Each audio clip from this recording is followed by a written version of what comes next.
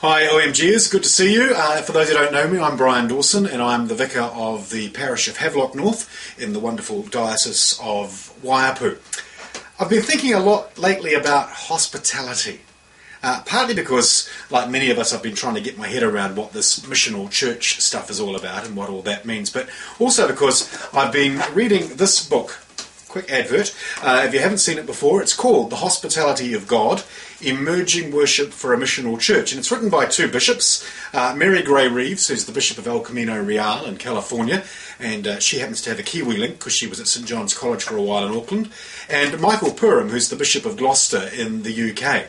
And what these two bishops have done is they've gone round, and as the title suggests, they've been looking at worship in the emerging church. And the thing that they've discovered is that what all of these emerging churches, fresh expressions, depends where you are, what you call them, what they all have in common is this amazing focus on hospitality.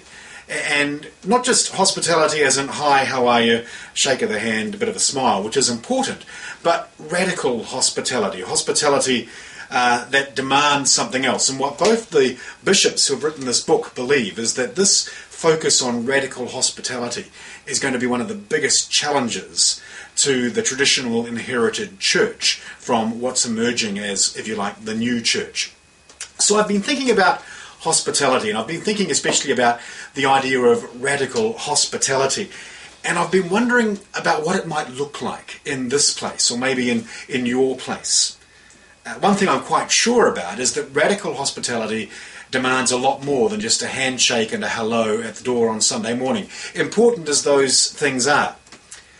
In the 1500-year-old rule of St. Benedict, Benedict tells his monks that they need to welcome everyone who comes to the monastery as though that person were Jesus. Welcome all guests as Christ, he says.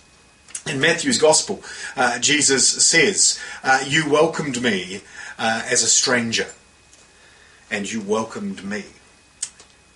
Let everyone be welcomed as Christ. What might that mean for you? What might that mean for us? What might that mean for your church and my church and our church? What might that mean to welcome everyone as Christ with radical hospitality?